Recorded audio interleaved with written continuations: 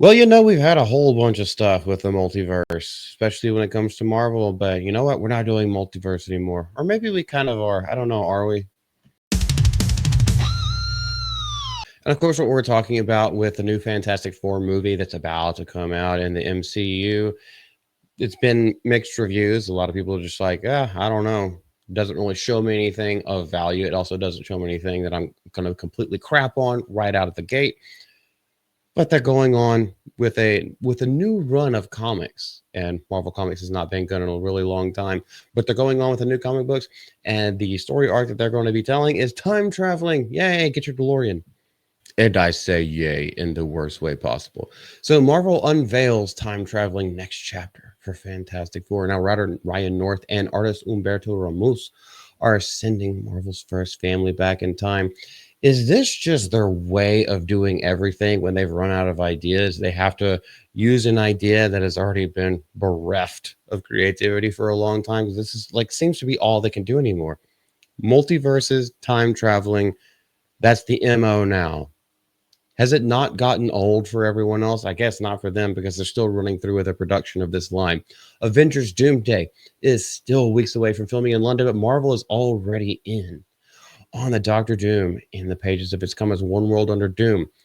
And that's where I guess it's one world. He's taken over the earth, and Hollywood Reporter has the first look at the next chapter of the Fantastic Four as they try to unravel the machinations of their chief villain. They're coming out. I mean, they're starting a whole brand new run. So it comes out as number one, a time traveling story in which they're sent to different eras of Earth's history. This literally sounds like Land of the Lost. This sounds absolutely god awful and horrible. Their only chance to put things right is to reach something called the Forever Stone. How fucking derived is this? I don't care that that's custom before the 2-minute mark. How derivative is this? A massive granite that is also one of Earth's longest lasting rocks. I mean, Earth is the longest lasting rock on Earth because third rock from the sun. Oh my gosh. Individual rock.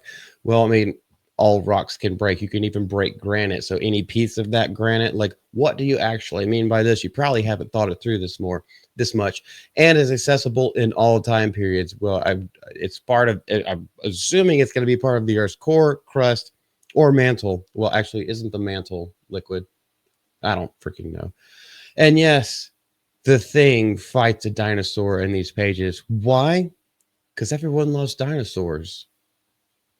This is so bankrupt of creativity. Writer Ryan North has been training for this moment he's been training. He's been hitting the gym. Probably doing a lot of squats, bent over in a lot of positions. The longtime Fantastic Four scribe has written a book on time travel and is behind dinosaur comics. But as much, and this is a quote, but as much as this first story involves dinosaurs and time travel, it's really about these four remarkable people. Why are they fighting dinosaurs? It's not like they can talk back or they have ulterior motives. Okay, you got the predators, but you also have this big rock monster that's just going to clobber the crap out of them. Why is that a story? And like, obviously, if you're sent back to one of the Paleolithic times, like Cretaceous or Jurassic period, yeah, you'll probably come across them. But in the search for this stone, why is the stone changing and moving around if it's as old as possible? If it's the oldest thing, that means it probably wouldn't have been moving around because it would have to be, I would assume, have to be excavated from somewhere so it didn't fall victim to weathering or, dinosaurs eating it with their, plants and everything like that, and then it's getting stuck in their stomachs and pooping it out. Like, how's the stone actually going to move? It's been there for that long. I don't know. Like I said, I'm just talking off the top of my cuff. I don't know if they've actually thought this far through, but people often think of the Fantastic Four, my bad, in terms of family. And they're not wrong, but I think there's something really beautiful about friendship too. We get to see that with these characters. It's yes, friends are family. And fish are food. It's a high concept science fiction with real emotion. What's not to like? There's a lot not to like, but you could prove me wrong. Send me a free copy. Now the artist says, and I don't even hold this against the artist because he's drawing. If the artwork is good, and it actually looks like pretty badass artwork, I ain't mad about it. But he says, I've been lucky to illustrate many of the most iconic superheroes in the universe, but this book felt different from the start. The weight of history and legacy of these characters lay upon your shoulders, no matter who you are or how you've worked in this industry. So it's an industry book. Not to read too much into this, but that's exactly how you phrased it. In this book, which is the conclusion of Norse, the new book follows Fantastic Four number 33. And that's going to end that run, and this is going to start over at number 1. Now, I don't know how much more that I could say about it without having read this series, but just the things that they're trying to promote with it, I could pick a lot of holes. Now, obviously, I could be wrong. I could be proven wrong. And they also go on to say science fiction. Is that the time traveling part? Or, how are you going to make a lot of things make sense?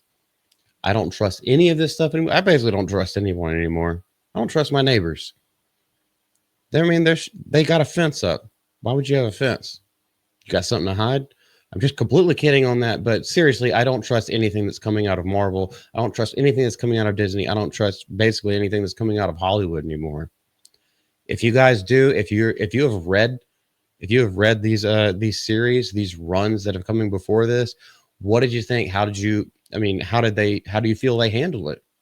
Let me know in the comment section below. I would love to learn more, but I'm not reading 33 comic books for something that might absolutely suck dick.